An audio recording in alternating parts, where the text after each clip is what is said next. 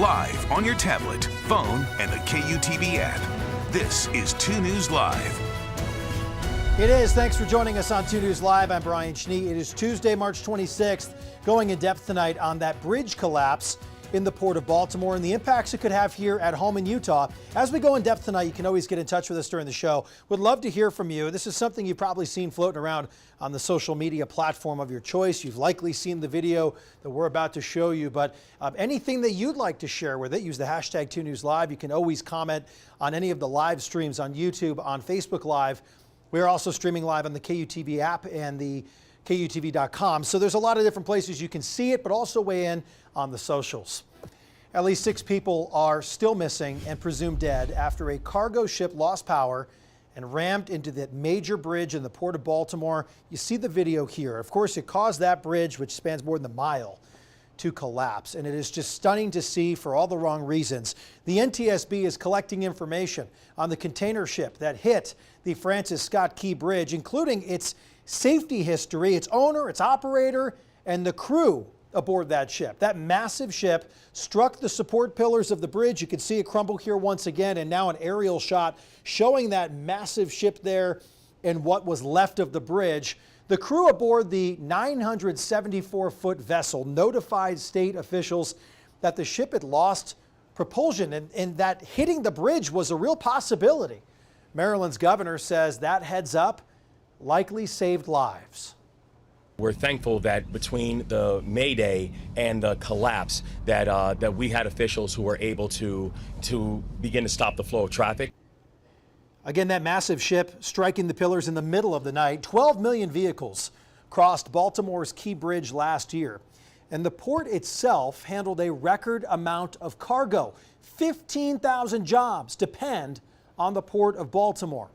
It's now closed until further notice. That means no one coming in and no one going out. President Joe Biden has said the federal government will now pay for the entire cost of reconstructing the Francis Scott Key Bridge. Here's what we know about the ship. Dali was headed from Baltimore to Sri Lanka, flying under a Singapore flag. The ship is about 985 feet long, about 157 feet wide. Investigators found a problem with the Dali's machinery back in June, but a more recent examination did not identify any deficiencies. Danish shipping giant Maersk said it has chartered the vessel, and that is a massive company that runs all over the world. Last year, the Port of Baltimore handled a record 52.3 million tons of foreign cargo worth $80 billion. Kristen McPeak looked into how today's disaster could impact the supply chain. Kristen, I know that we're always looking to localize it, so how could this really impact businesses and really people here in the state of Utah?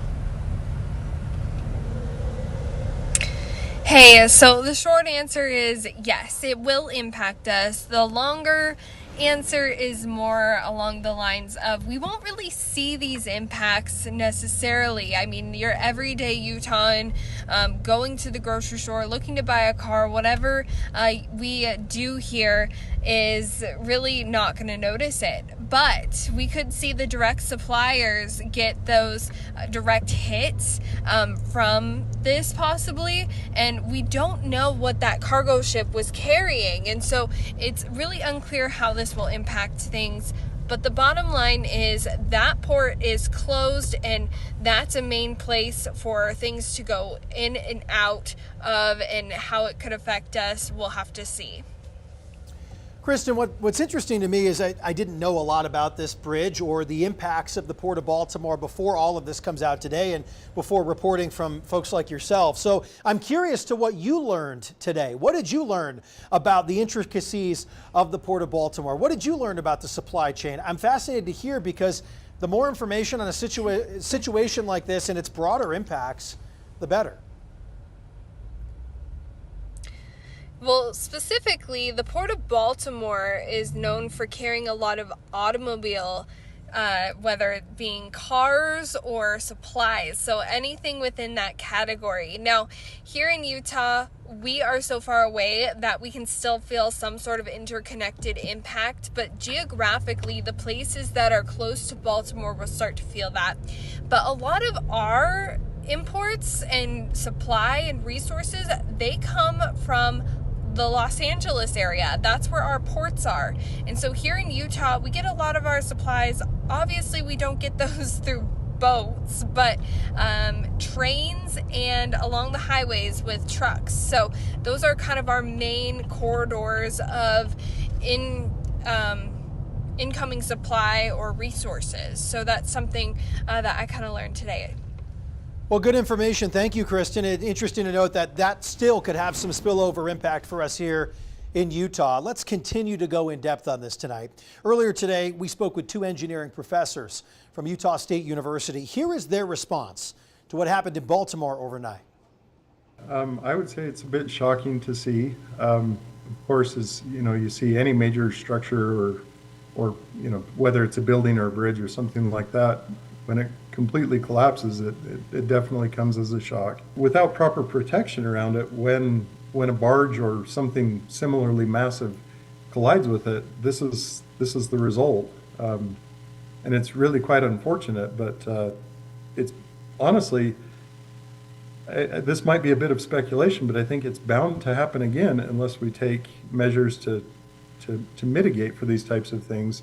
Basically just going back and addressing infrastructure that wasn't necessarily designed for the ships or for collisions from ships of the size that we see in the waterways today. So based on that type of collapse and how massive of a bridge this is, the transportation in the Baltimore-Washington area is going to be affected for several years for sure. So let's go another layer here. Executive producer Stephen Bardwell conducting the interview today here at 2 News, and he asked the engineers today, what could have been done to prevent this and the impacts it could have on the area? Well, the typical measure that we would take to try and avoid this type of thing is we would build a fender around the pier at a distance away from the pier so that it would either deflect the load, the impending load, or it would handle that collision on its own. And it appeared to me that this bridge just did not have any fenders constructed around it. And perhaps when it was built about 45 or 48 years ago, the bay there may not have been quite as busy with the type of shipping traffic. And it looks like this bridge collapse has blocked off the entire access to the bay. So not only will ships that are already in there be locked in for some period of time, but of course impending deliveries will not be able to be made. That the entire region is going to be affected for quite some time. It's going to be economically significant, to say the least. So again, coming back here to Utah, of course, we don't have major bridges over bodies of water, but we also asked about the potential infrastructure concerns right here in the Beehive State, including what's been done on recent projects, such as the new Beck Street Bridge. And it is the most heavily trafficked bridge in the entire state. It sees more than 100,000 vehicles a day. Knowing that, when they went to replace it, UDOT mandated that it would need to be designed to be serviceable after a 2,500-year return period event. And so basically they were saying that when the big one hits, we want this bridge to be in service so that it doesn't sever the link between Salt Lake County and effectively everything north of it. In addition to earthquakes, impact on bridges, even in Utah, is a concern, and but it's largely truck impact, and it can also be fire, where tanker trucks or others can take out an individual bridge or overpass. It's not typically as major as what we've seen in Baltimore, but and so we UDOT and designers look at ways of protecting bridge piers from truck impact as well, so semis and regular vehicle traffic. Continue our coverage on this. Utah has bridges that are over 100 years old as time really takes a toll. Dozens across the state are considered structurally deficient. That doesn't mean they're unsafe, but experts say it does mean the need to stay safe. You need to replace or repair and come up with some of those solutions to really add to that longevity. Now, according to the American Road and Transportation Builders Association, Utah has identified 138 bridges that need repairs. 75 bridges in the state are considered structurally deficient. Utah Department of Transportation keeps track of 3,053 bridges here in the Beehive State. Now, only 24% of those bridges are considered to be in good condition. A state report suggests that the cost to pay really for all of these, not going to enlarge for you, that's okay. Hopefully you can see it. That number right there, it would cost nearly $168 million. Utah, however, doing better than most any other state. The Transportation Builders Association says only Nevada has fewer deficient bridges. Now, it might not be something that you're thinking about here throughout this story, but here is Utah by the stats. 138 in the bridges that need repairs, 75 structurally deficient, UDOT tracking over 3,000, and again, 24% considered to be in good condition. Is that a good number? I don't think so. But the cost of repairs, $168 million. Let's take a live look for you here on 2 News Live. It is dark, as you may expect. It is 7:42 Eastern Time, and we are taking this live look here at 5:42 here in Utah, the Mountain Time Zone, and you can still see, just squint a little bit, it looks a little bit better, you can see that massive ship, and you can see that bridge that crumbled around it after it struck one of those pillars. It's been almost 24 hours now, but I'd say about 18 hours since all of this went down. And you can imagine that that scene you see here will probably sit that way as long as the windy conditions persist. It could be quite a while because search and rescue crews had a hard time sifting through those weather conditions there in Baltimore to try to do what they do. I mean, last we heard, there were vehicles in the water, unknown if they were occupied. And then, of course, learning about what needs to happen here to get that major port of Baltimore back up and running. But it's something we will continue to cover for you here on 2 News, also on 2 News Live as it permits. But again, a live look tonight here from Baltimore. Glad we could bring this to you. Thanks to the crew in the back there for making this happen, because I know it took some pulling some strings here to pull up the shot. So thank you, everybody. It's important to share that with all of you as we bring the context of this bigger story. Now that I've talked, meteorologist Sean Kelly is here to hand the microphone over to, because weather's a big talker right now. We've got a very mixed bag. Yeah. It's an easy way to say it here in Utah right now, between rain, snow, clear conditions. What are you seeing out there? Yeah, it's been going on and off here between snow and rain. Well, along 89, you can continue to see some slick spots out there. We've got that mix, rain, snow, even some grapple out there. But yes, we have some sunshine just right outside the studio, seeing some sun here in downtown Salt Lake. But let's get to the maps. Let's show you what's going on across the area. And let's show you the temperatures here, because you definitely need that jacket as you're stepping outside, not for just the precipitation, but also for the chilly temperatures here. Logan already sitting at 37 degrees. We're at 43 in Provo, 45 in Delta, 42 in Milford. Cedar City sitting at 41 degrees, Blanding nice and chilly there into the 40s as well. And we've got some rain over the lake, and along here, along I-15, continue to see some mountain snow out there, which is heavy at times. And then some scattered showers further down towards the south along I-15 to the Beaver, Cedar City area, and then further southward into the St. George area, seeing some scattered rain. And we have even a few lightning strikes earlier on in the day. Not seeing that right now, but we're watching as we head towards the 7, 8, 9 o'clock hour, some more showers that we could continue to see here as we head into the evening, and maybe even some snowflakes flying here into the Salt Lake area. Generally, though, drawing things out after 9 o'clock tonight.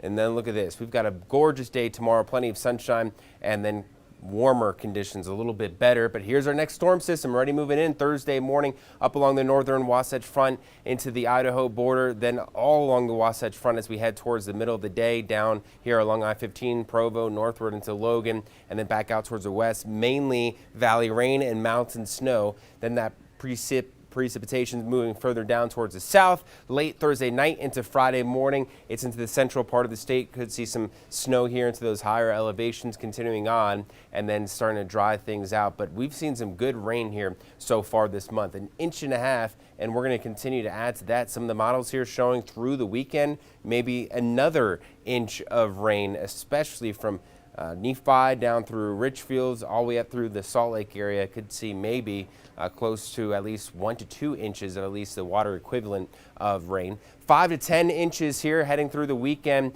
Some models here going even way higher than this, showing at least a foot and a half here in the Alta Snowbird area, seeing upwards of some good snow here heading through the weekend. Lows tonight, we're down into the 30s and 20s as we head into the day tomorrow. We're a little bit better with the sunshine. Still unseasonably cool, but warmer than the past few days. St. George weather a little bit breezy, but Easter weekend could be a little bit wet and rainy, as we're going to be tracking that here for you along the Wasatch Front. We're going to be dealing with nicer weather for your Wednesday, but an active stretch Thursday into Friday and through the Easter weekend. Going to be dealing with temperatures still unseasonably cool almost all week long. You know, active is good, Sean. You were just, tempting with all the golf pictures recently. That's right. But I know you've switched back here. You've gone back to where we belong here with this obviously looking like snow if you're in the mountains. Oh, so, yeah. Good choice. It's Valley Rain Mountain Don't give snow. up on the snow Oh, yet. yeah. The ski resorts are doing fairly well, above average, and this month is going to be really good